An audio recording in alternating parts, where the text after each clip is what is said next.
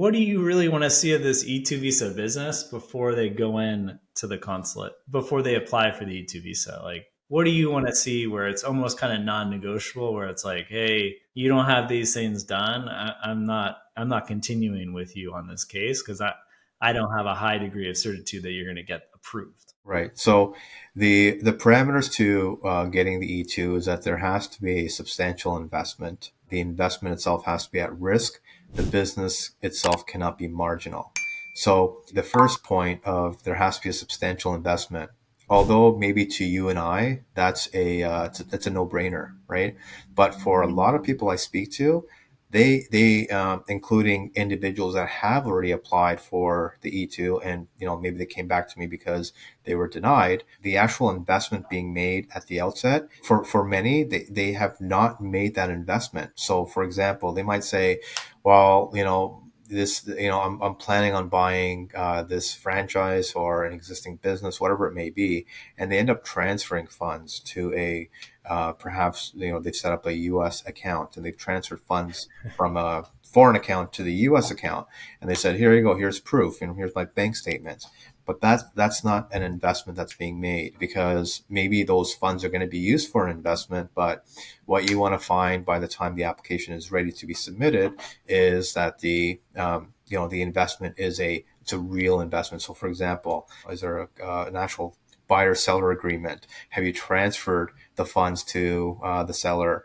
Have you leased premises? Have you bought any assets if that's needed? There are workarounds to this, by the way, Patrick, and I know you're aware of this, but for the purpose For of our sure. viewers, sometimes having using an escrow agency is a sort of a little bit of a workaround, and it's not. I mean, it's a workaround, but it's also defined in the regulations, right? That this is still can be seen as an investment. If a buyer is buying, a business for, let's say, $150,000, but $150,000 is substantial no matter how you slice it.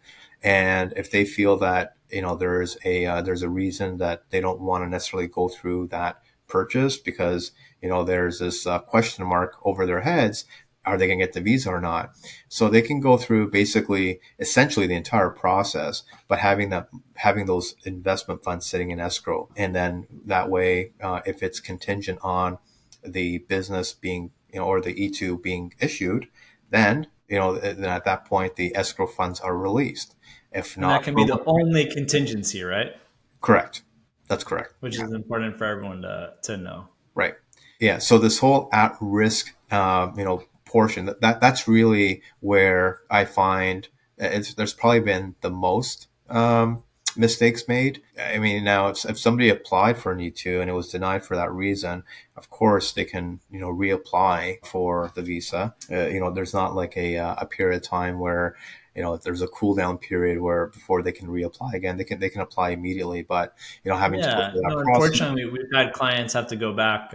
It's less and less now, but Mhm. what you were mentioning with just like transferring the funds back in 2016, we had a client and we didn't know, better at the time, but they invested franchise fee, like say 40K, and then they Right. just transferred 60K into the bank account.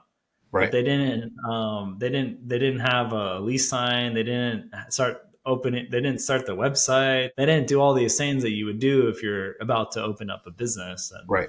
sure Yeah. enough, they went back, they bought a vehicle, put the logo of the franchise on the vehicle, spent money on Google ads, Facebook ads. Right. Their trip to the US counted, and then, they were at, 90K spent and then just 20K sitting Right. in the bank account for working capital. And that kind of did the trick. Right. Yeah. That's it's a good story with respect to your clients, because I've seen it countless times where, somebody comes to me and says, I've already applied for an E2, was denied, and then you take a look, like you go through the record of all that's happened, and it becomes quite obvious, right? Exactly. Yeah. If you were in the, there's been very few times where the denial didn't make sense, Right. where it's like, if I heard about a case and they said, this is what I did, and they're like, I was denied, it's like, oh yeah, it makes sense. Like, Right. you were denied because you didn't do all these things, and Right.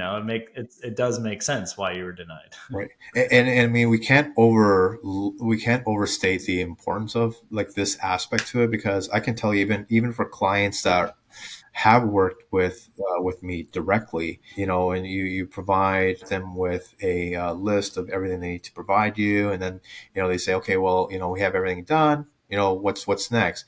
But when you take a look at what's actually been completed, including again the infamous just transferring to a U.S. account abroad, then it's it's you got to clarify that for the individual.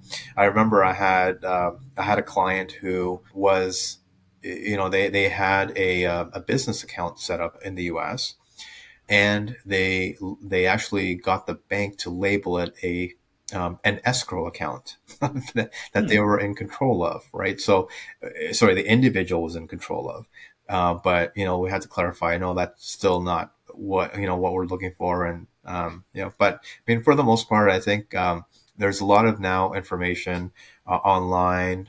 There are people doing these webinars, podcasts, and so forth. So I think it is becoming I think less and less of a issue, but well, Yeah, hopefully I think yeah. we have a more educated clientele. Fadi, in the last month, I've had entrepreneurs from Pakistan, Canada, UK, with already successful businesses in the US. And thinking about a couple of examples, one e-commerce store doing $1 million of revenue, making a lot of money, already has an American, doing content marketing. Another one on the consulting space, and these businesses were started for very little money.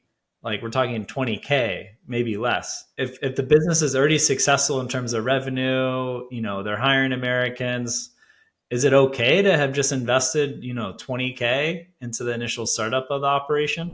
It really does depend on the nature of the business itself. So even if you have a company that's been, that was started off with very little funds, and then 2 years later you look at it and it's doing really well, what I would do is kind of go back in time and say, okay, well, when this was started, during this period, was the investment substantial at that time? If it's questionable whether it can be accepted or not from an E2, perspective, then what with the success of the business, what did the individual do with those funds? Did he, did the individual pay themselves and then maybe reinvest funds into the business? If so, then that should be outlined. That should be shown. But again, particularly in e-commerce, if an individual started a business with relatively like lower investment funds at the outset, it doesn't necessarily rule out applying for an E2, right? It really depends on the nature of the business.